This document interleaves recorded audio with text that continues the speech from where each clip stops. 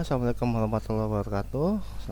Ketemu lagi dalam video tutorial kali ini.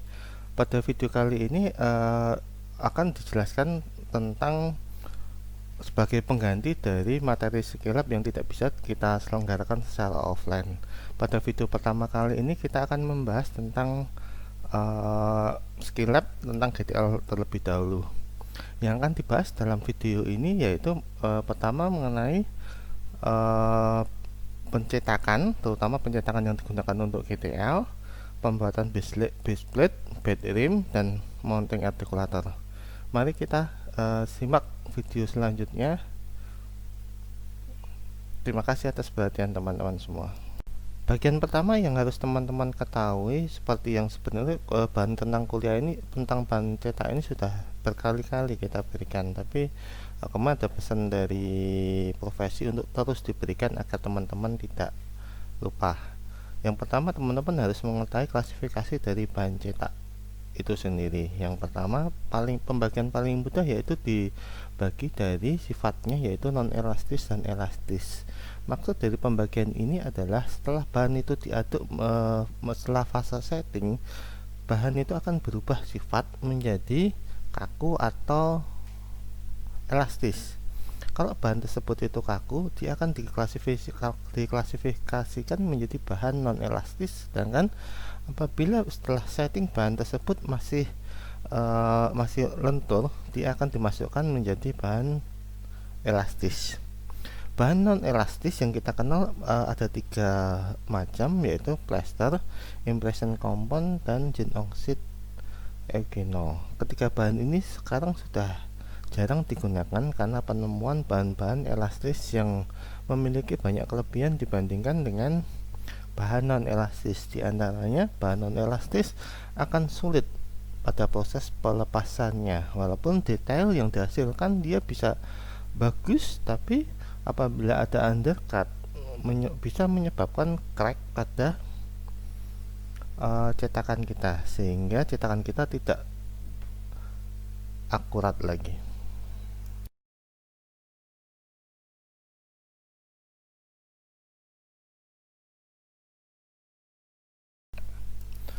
Pembagian bahan cetak elastis dibagi lagi menjadi 2, yaitu hidrokoloid dan elastomer.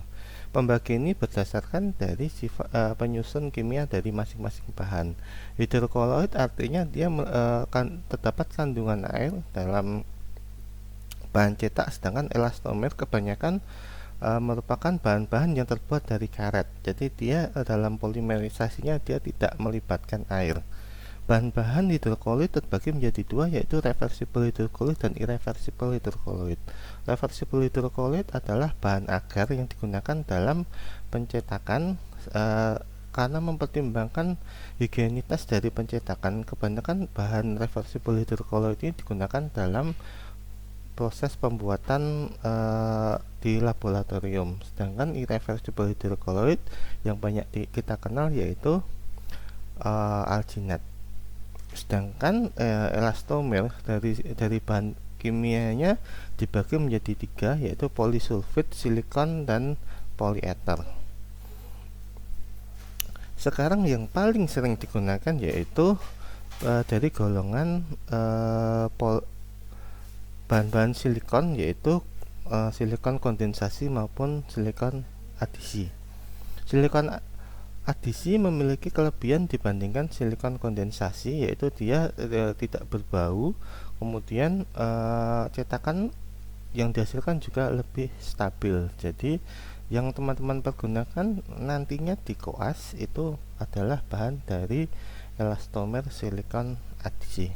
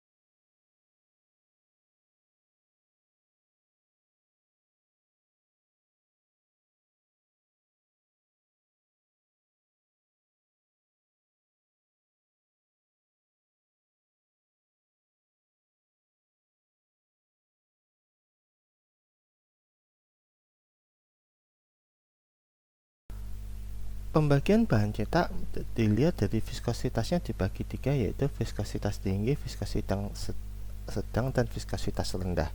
Bahan dengan viskositas tinggi artinya dia semakin kaku dan semakin tidak mudah mengalir, berkebalikan dengan bahan dengan viskositas rendah artinya dia lebih encer dan lebih mudah mengalir.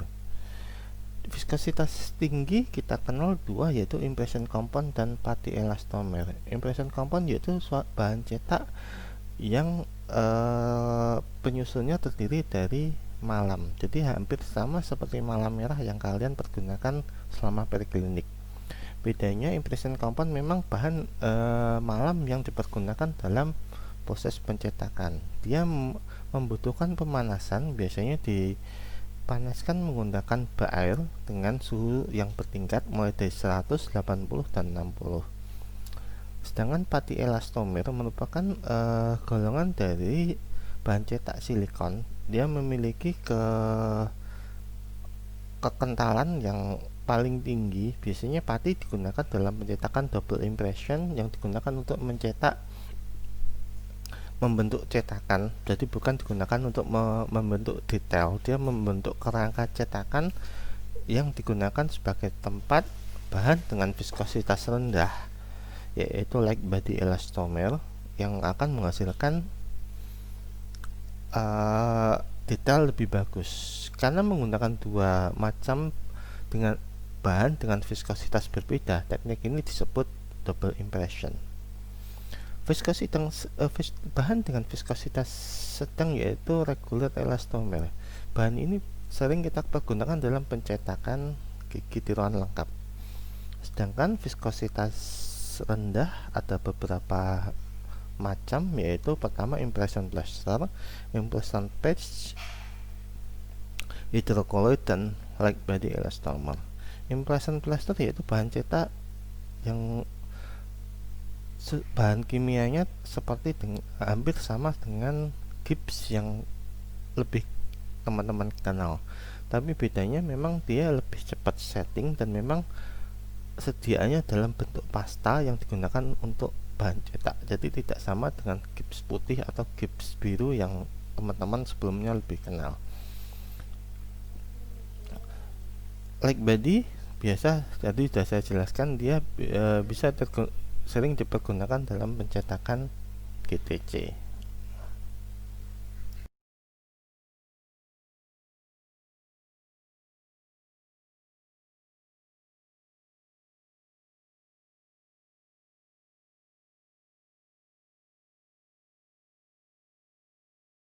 Dalam video sekilap kali ini kita akan lebih menekankan pada dua jenis bahan yang sering dipergunakan dalam proses koas teman-teman nanti, yaitu bahan reversible hydrocolloid dan elastomer. Bahan reversible hydrocolloid lebih dikenal sebagai alginat. Bahan ini memiliki penggunaan yang lebih luas. Pertama, karena dia manipulasinya mudah, harganya lebih murah, jadi banyak dipergunakan di kedokteran gigi. Kekurangannya dia kurang detail dan karena dia ada kandungan air, jadi sifat settingnya nanti akan dipengaruhi kandungan air. Artinya apabila kandungan air dalam hidrokolloid itu tuh menyerap air atau sebaliknya akan menguap air, dimensi dari pencetakan juga akan berubah. Alginat lebih sering dipergunakan untuk mencetak model studi, kecuali untuk GTS dengan pertimbangan tertentu dia bisa digunakan untuk mencetak model kerja. Manipulasi dari alginat relatif lebih mudah, biasanya dia sudah ditentukan oleh pabrik antara rasio air dan rasio bubuknya. Masa kerjanya relatif singkat, berkisar antara 1 menit atau 45 menit waktu mengaduk kita, tergantung dari jenis alginat apakah yang normal atau yang fast. Masa kerja keseluruhan dia akan setting sekitar 3 menit sampai 3,5 menit. Biasanya untuk memudahkan pekerjaan kita, saya memakai patokan 1 menit untuk mengaduk, 1 menit untuk meletakkan bahan pencetakan di mulut pasien, dan 1 menit menunggu bahan tersebut setting.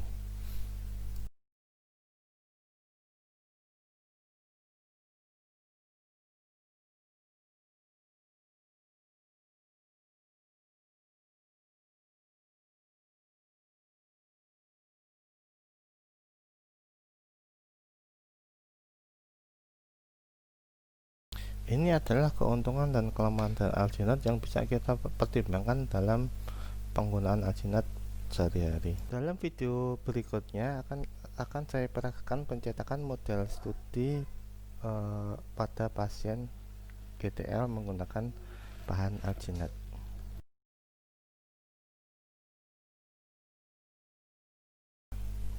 Pada saat pencetakan menggunakan Alginat harus kita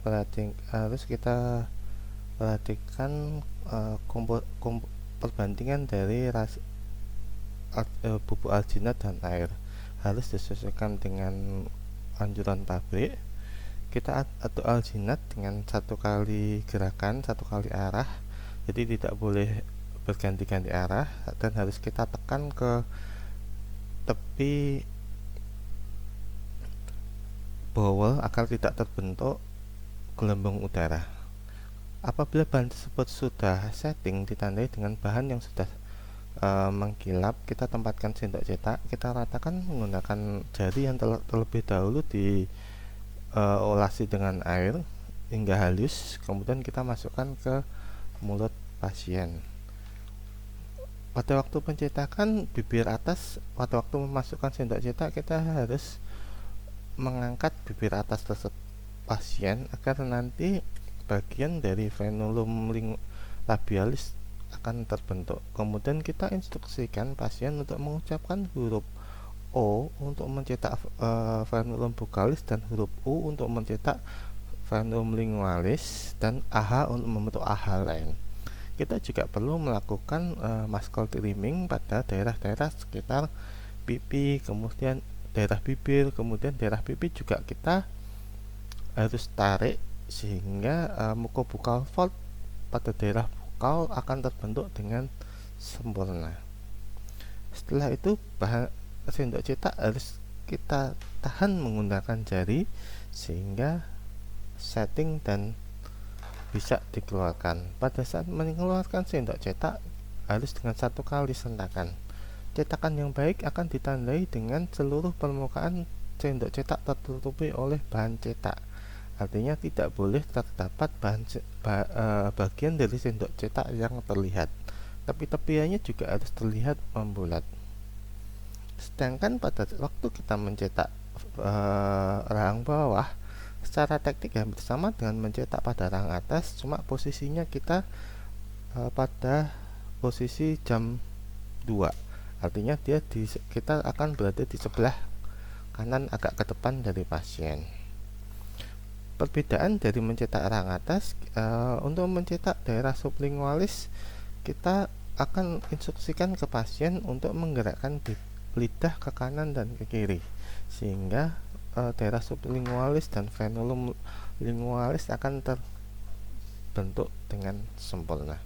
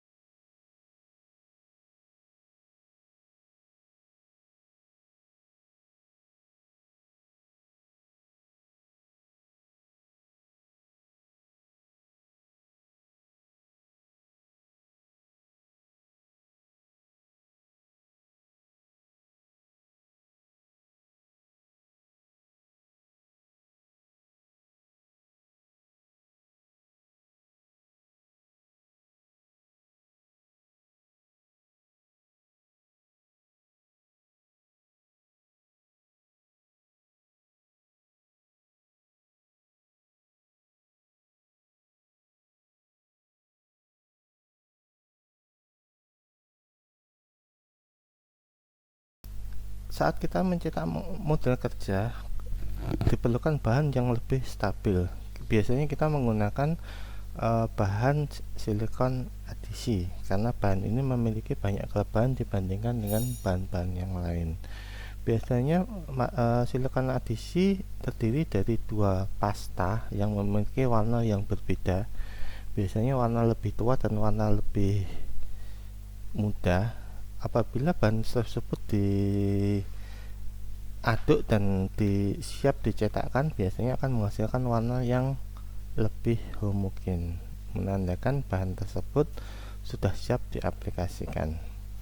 Bahan ini memiliki 4 macam viskositas, mulai dari viskositas rendah sampai viskositas yang paling tinggi. Sebenarnya bahan pati merupakan bahan dengan viskositas yang belum paling tinggi. Bahan pati dia ada di viskositas ketiga. Berikut ini merupakan kelebihan dan kekurangan dari masing-masing bahan elastomer.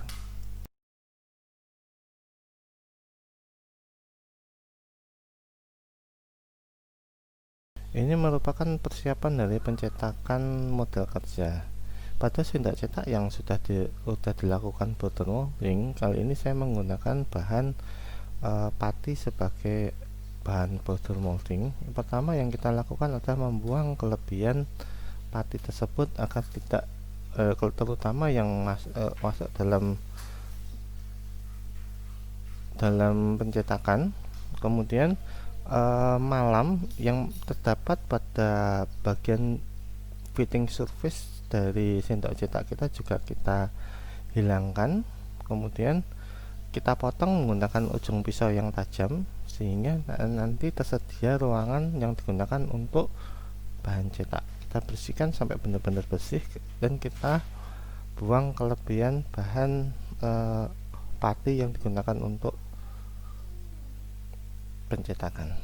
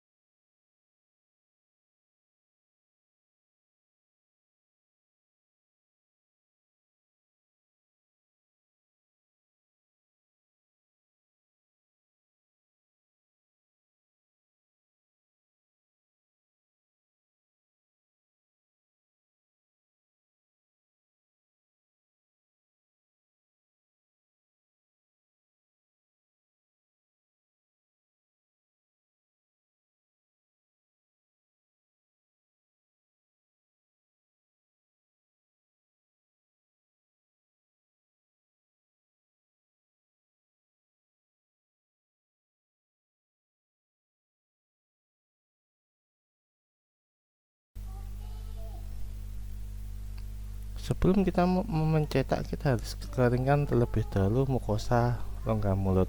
Kita bisa menggunakan sharing atau menahan menggunakan kapas.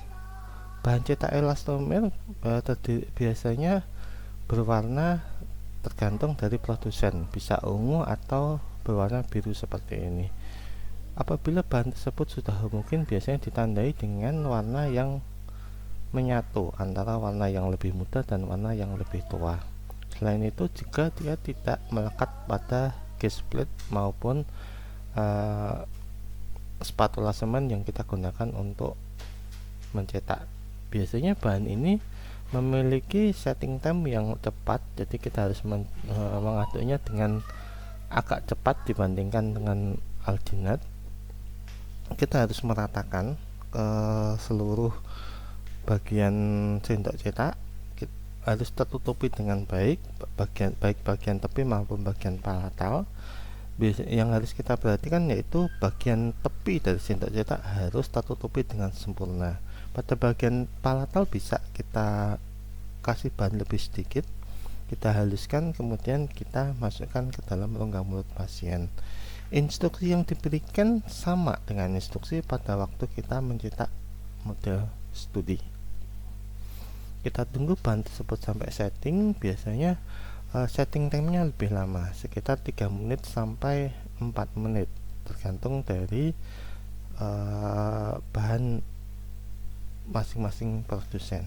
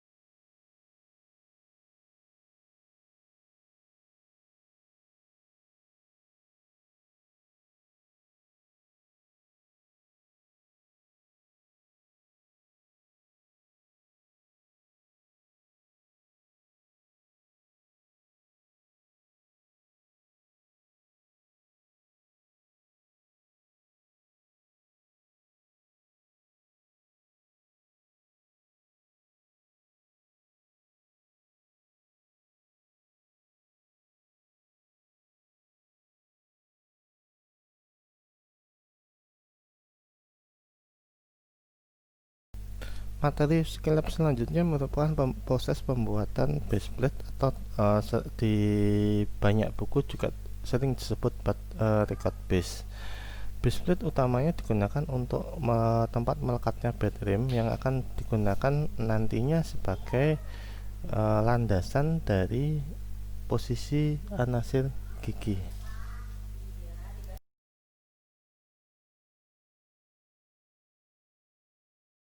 Secara umum base plate yang kita pergunakan terbagi menjadi dua, yaitu temporary dan permanen. Temporary artinya base plate yang kita pergunakan pada proses ini merupakan base plate sementara. Nanti pada saat processing GTL, base plate yang dipergunakan dalam proses ini akan sepenuhnya digantikan oleh bahan yang baru.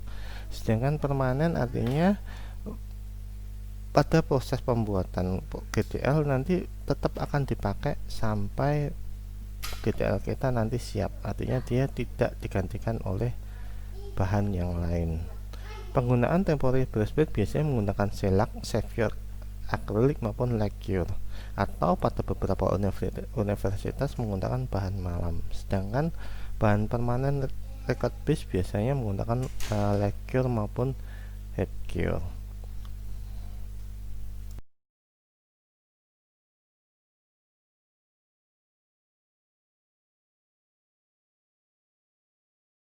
Penggunaan saphir resin akrilik biasanya dipergunakan pada temporary base plate karena kekurangan yang dimiliki dari bahan ini. Yang pertama, dia memiliki monomer sisa yang lebih banyak, jadi sifat fisik dari base plate yang akan kita hasilkan juga tidak sekuat apabila kita menggunakan headgear akrilik. Karena bahan tersebut harus digantikan, otomatis waktu yang diperlukan juga lebih lama, walaupun proses pembuatannya juga lebih mudah.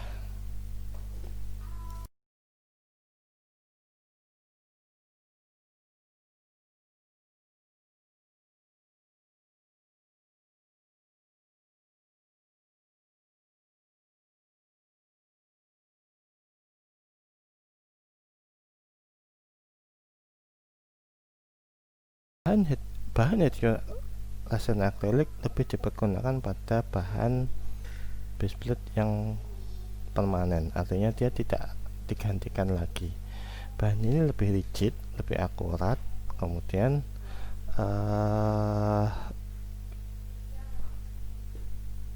hanya membutuhkan finishing dan polishing yang lebih sedikit, artinya dia dari proses nantinya terain anasir maupun sampai processing dia menggunakan bahan yang sama. Kekurangan bahan tersebut karena nanti kita akan melakukan processing dua kali, yaitu processing pada saat pembuatan base plate dan processing pada saat setelah kita menyusun gigi. Jadi dia melewati dua kali processing yang akan mempengaruhi sifat fisik dari base plate tersebut. Selain itu, warnanya juga biasanya akan berbeda antara adukan akrilik yang pertama, yang kedua itu tidak mungkin sama, sehingga nanti akan ada garis yang memisahkan antara base plate pertama dan akrilik pertama dengan akrilik kedua. Jadi secara estetik biasanya dia kurang. Jadi hal ini juga harus dijelaskan ke pasien apabila kita memilih menggunakan bahan base plate menggunakan resin akrilik. Dalam video kali ini juga akan kita peragakan pembuatan base plate menggunakan autopolimerisasi atau saphir. Secara metode bisa menggunakan sprinkle atau dot. Sprinkle artinya kita taruh akrilik sedikit demi sedikit seperti yang kita akan peragakan nanti. Sedangkan dot artinya kita mengaduk akrilik terlebih dahulu sampai posisi dot, kemudian baru kita aplikasikan ke model kerja kita. Biasanya proses dot lebih sulit sekali karena proses dot pada saphir akrilik itu lebih cepat.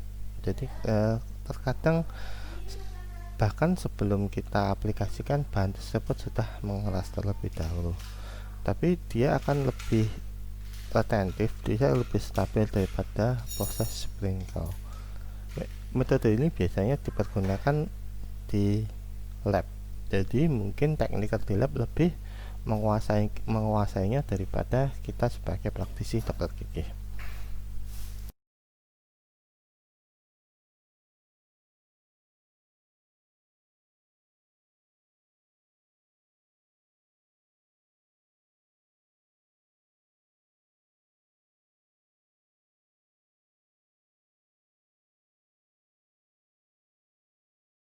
Metode dot sebagian besar menggunakan dua macam ini, yaitu stone mold dot maupun box confined dot. Pada stone mold dot teknik artinya kita membuat antagonis dari cetakan kita dari bahan gips. Kemudian setelah safe cure kita aduk dan mencapai proses dock, kita aplikasikan ke model kerja kita, kemudian kita tekan menggunakan antagonis dari yang kita telah persiapkan berikutnya. Sedangkan apabila kita menggunakan malam untuk menekan akrilik tersebut, disebut proses yang kedua, yaitu wax dot. Pada video ini sebenarnya saya peragakan merupakan proses pembuatan sendok cetak individual tray, tapi secara umum pada waktu apabila kita menggunakan bahan Savior, tekniknya hampir sama, yaitu teknik sprinkle. Pertama kita buat garis pada model kerja kita. Garis pertama merupakan garis perkiraan batas fisiologis dari model studi kita, merupakan garis terluar. Pada garis kedua merupakan berjarak sekitar 1 mm. Pada garis kedua ini akan kita letakkan batas dari sendok cetak kita, bisa 2 mm di dalam garis yang pertama. Sedangkan garis ketiga merupakan garis malam kita. Artinya malam tersebut akan dipergunakan untuk membentuk ruang yang akan ditempati bahan cetak. Jadi akan ada 3 garis pada model kerja kita. Yang pertama, pada garis yang paling dalam kita bikin model malam. Artinya kita nanti panaskan, kita potong malam, kita lunakkan, kemudian ukurannya akan kita sesuaikan dengan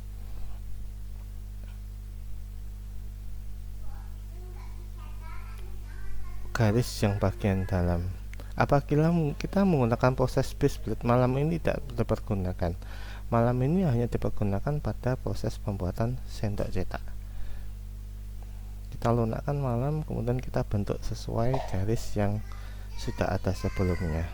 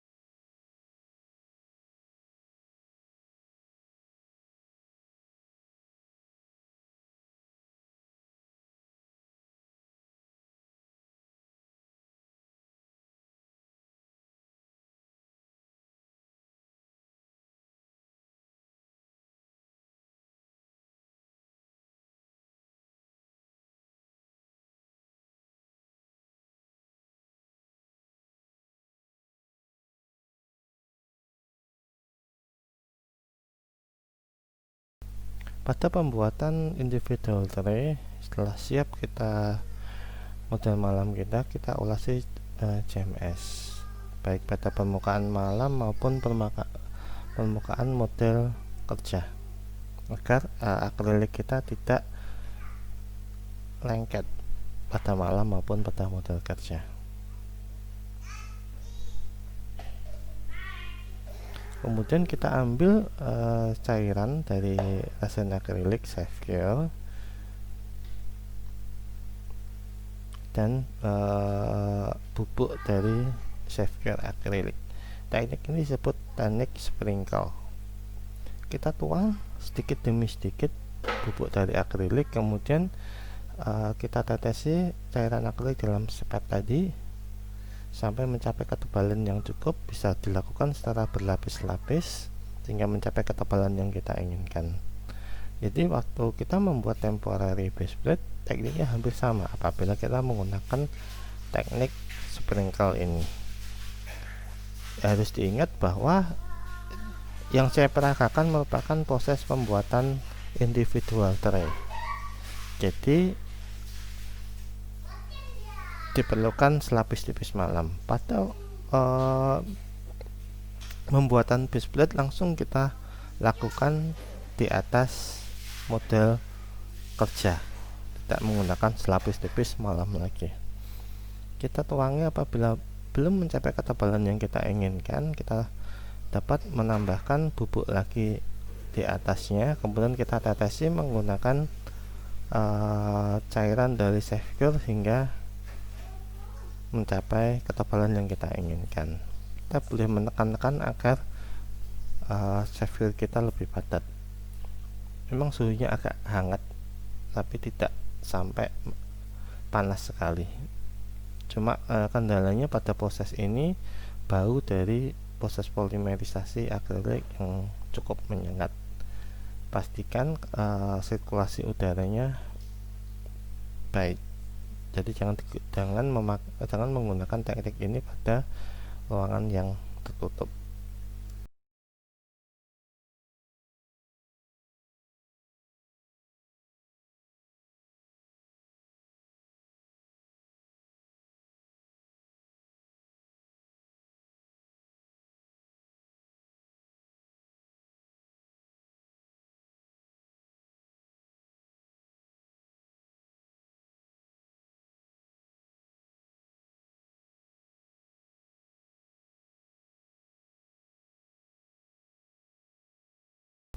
Aku salim juga disebut sebagai bed rim. Bagian ini yang akan digunakan kita untuk menanam anasir kita. Beberapa buku menyebutkan ukuran yang berbeda-beda, tapi secara klinis ukuran ini hanya dipergunakan waktu laboratorium. Kalau kita di pasien juga, ukuran dari bed rim tentu saja menyesuaikan dari pasien tersebut.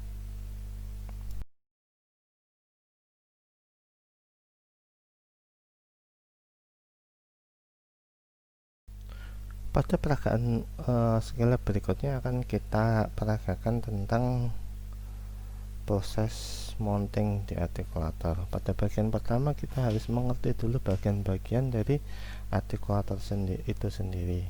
Artikulator yang sering kita pergunakan pada koas merupakan artikulator yang paling sederhana, yaitu artikulator non-adjustable. Artikulator ini dibuat berdasarkan hukum Bonwell. Apa itu hukum Bonwell? Ada dalam kuliah saya sebelumnya. Secara umum berikut ini merupakan bagian-bagian dari artikulator rata-rata, terdiri dari 7 bagian, dan ini merupakan gambar dari artikulator rata-rata. Bagian-bagian yang penting dijelaskan dalam slide. Teman-teman harus mengerti semua bagian-bagian tersebut sebelum kita menggunakan artikulator. Kenali baru kita pergunakan. Perhatikan hal-hal seperti ini biasanya sering muncul dalam ujian OSCE maupun ujian kompetensi nanti. Ini merupakan penggunaan dari artikulator.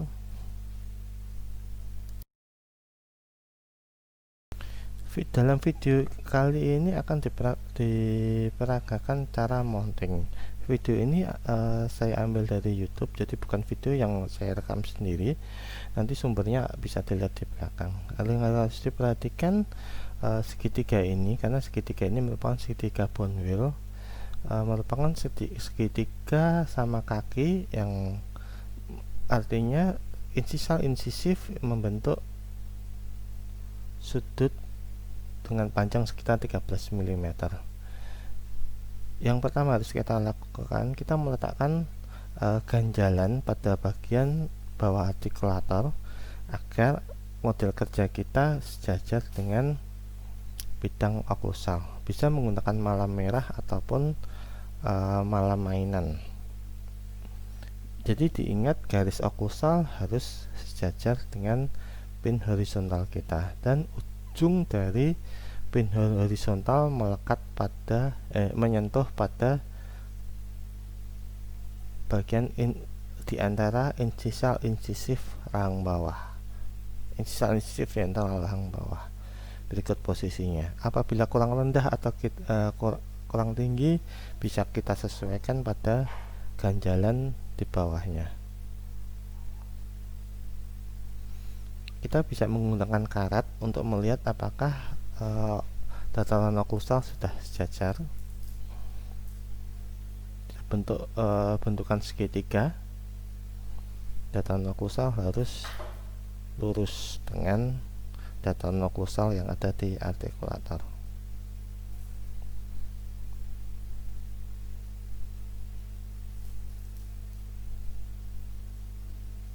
Dilihat dari belakang maupun dilihat dari samping, demikian posisinya.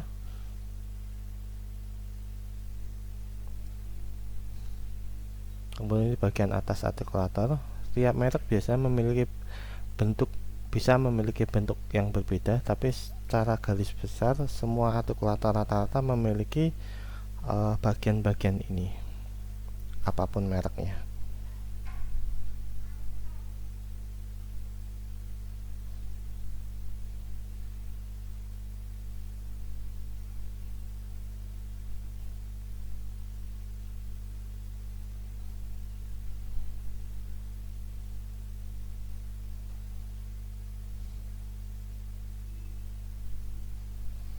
Selanjutnya, apabila posisinya sudah benar, kita ambil karetnya, kita bukan bagian atas, kemudian kita aduk gip putih, kita tempatkan pada bagian atas model kerja kita. Bagian yang dilingkari merupakan bagian upper. Jadi, biasanya beberapa merek mengandung terdapat magnet di situ. Gunanya agar kita bisa mempergunakan artikulator kita untuk beberapa model sekaligus. Setelah bahan itu mencukupi bagian atas, kemudian kita katupkan, kita rapikan, jadi akan stabil pada posisinya. Biasanya apabila kita menggunakan metode remounting nanti, pada model kerja kita tandai dengan 3 karatan, sehingga apabila kita lepas kita akan mendapatkan posisi yang sama. Ini merupakan artikulator yang sudah selesai dilakukan mounting. Jadi pada bagian atas maupun pada bagian bawah sudah kita mounting menggunakan bahan akrilik, maksud saya bahan gips putih. Demikian video pertama mengenai skillet GTL. Nanti pada video kedua mengenai cara penyusunan gigi dapat disimak pada video berikutnya. Sampai jumpa pada video berikutnya teman-teman. Assalamualaikum warahmatullahi wabarakatuh.